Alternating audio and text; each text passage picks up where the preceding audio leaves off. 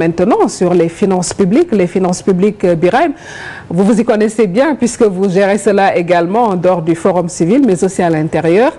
Aujourd'hui, quel serait l'impact, les enjeux? Oui, les enjeux, c'est de poursuivre les réformes.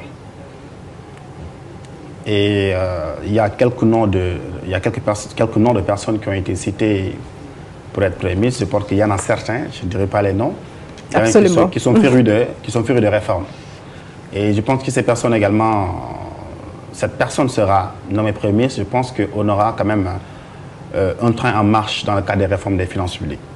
Pourquoi je le dis? Parce que, je l'ai dit tout à l'heure, on est dans le cadre de l'UEMOA, dans le cadre de l'Union économique monétaire ouest africaine, où les États se sont accordés à mettre en place un dispositif d'harmonisation sur les finances publiques. Et ils ont pris en 2009 une première directive 01, ce qu'on appelle la directive portant code de transparence dans la gestion des finances publiques.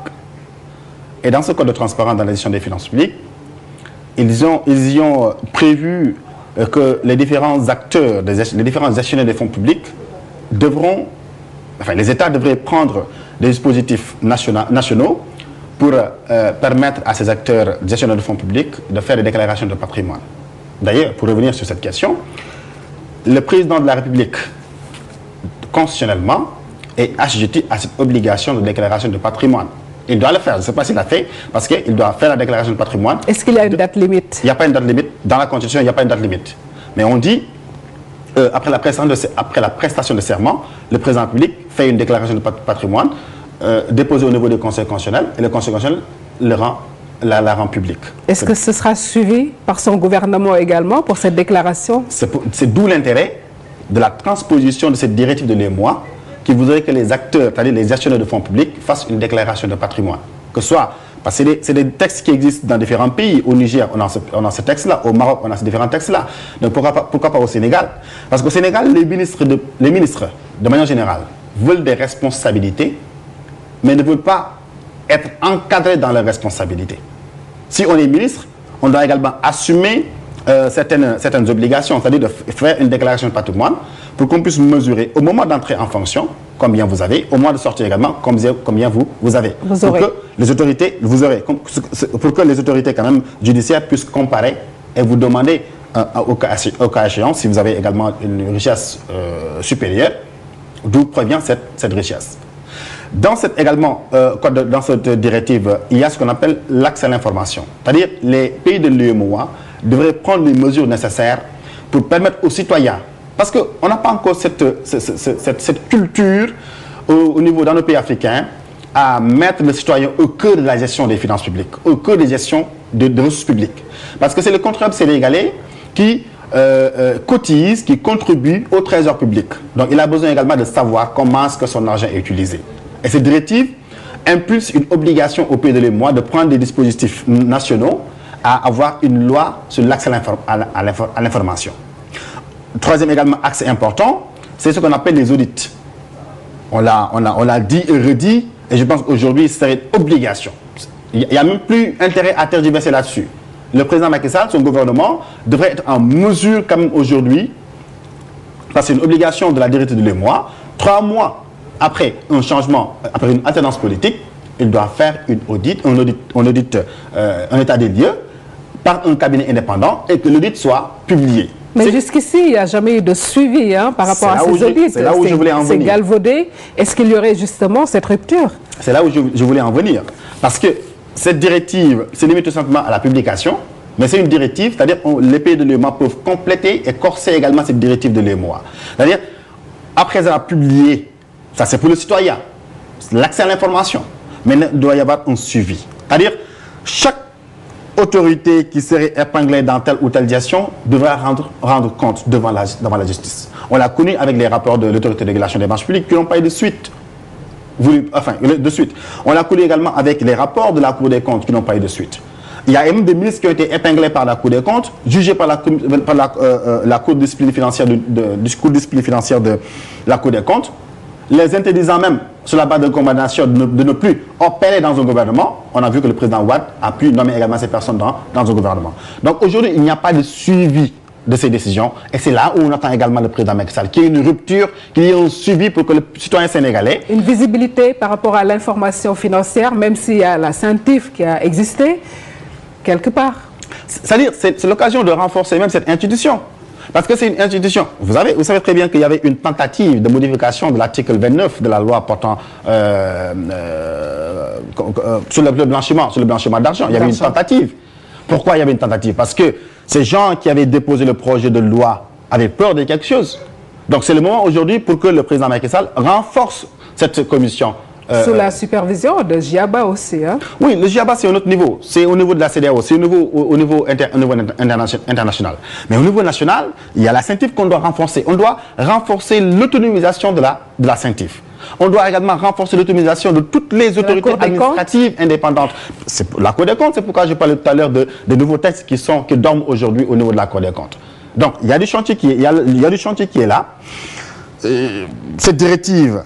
Il y a la directive également, ce que les ministres ne savent pas aujourd'hui. C'est-à-dire, s'ils croient que ce qui s'est passé avant peut se passer aujourd'hui, ils se trompent lourdement. C'est-à-dire Oui, je les invite aujourd'hui à lire la transposition de la nouvelle loi sur les finances publiques.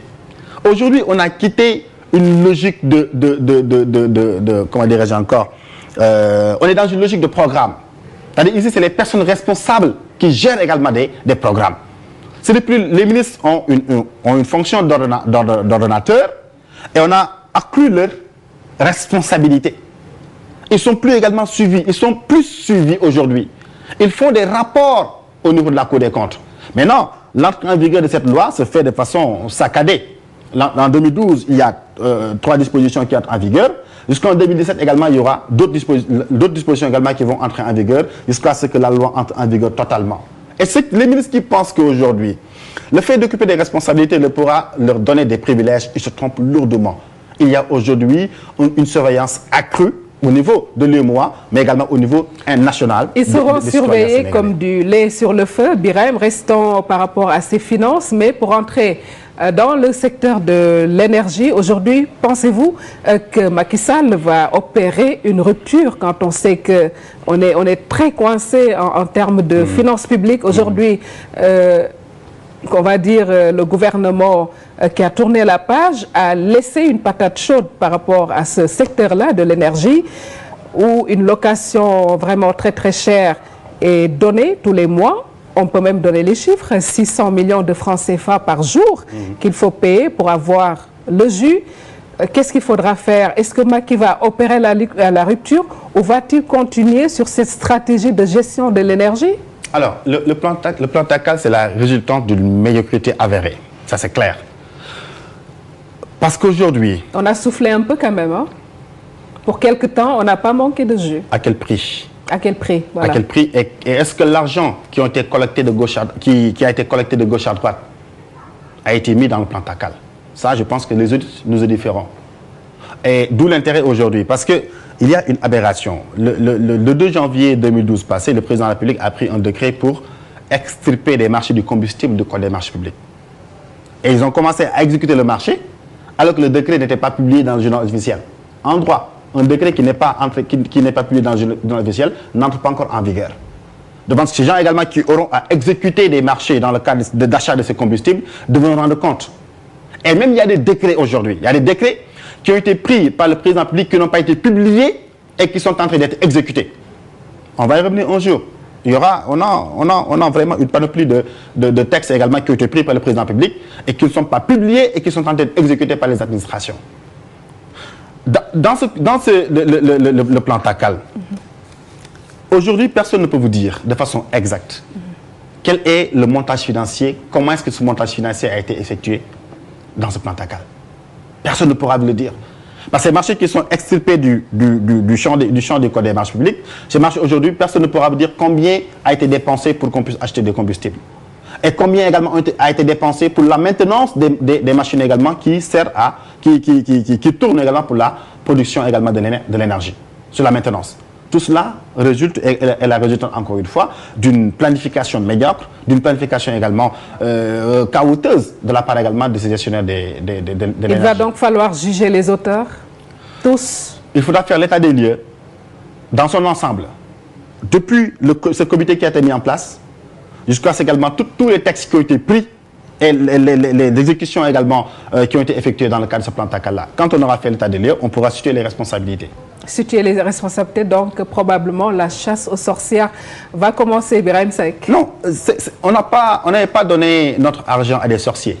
On les avait donnés à des hommes, à des gestionnaires de fonds publics. Pour reprendre la terminologie. Oui. Donc, je veux dire tout simplement que ces personnes devront tout simplement rendre compte. C'est-à-dire, il n'y a pas de, pour vous satisfaire, il n'y a pas de chasse aux sorcières. Mais il y a tout simplement un besoin pour nos citoyens de savoir comment est-ce que notre argent a été utilisé, comment ça a été dépensé et où nous en sommes tout simplement. Voilà, merci à vous, Birahim Seck. Je rappelle que vous êtes membre du Forum civil. Mesdames, Messieurs, nous recevions donc Birahim Seck qui est revenu sur l'état des lieux par rapport à l'ancienne gouvernance du Sénégal, mais également sur l'attente, le profil du prochain Premier ministre incessamment attendu et que vous saurez ici d'ici quelques heures, d'ici quelques minutes peut-être, le nouveau Premier ministre du Sénégal sera connu. Suivez la télévision Futur Média pour en savoir un peu plus, mais également la formation du prochain gouvernement du Sénégal. Tout cela se passera au Palais de la République où nous avons notre reporter qui suit donc cette actualité pour nous. Nous attendons également à 20 h le discours traditionnel du chef de l'État à la veille de la fête de l'indépendance du Sénégal, notre cher Sénégal. Merci de rester sur la télévision Futur Média pour suivre le programme.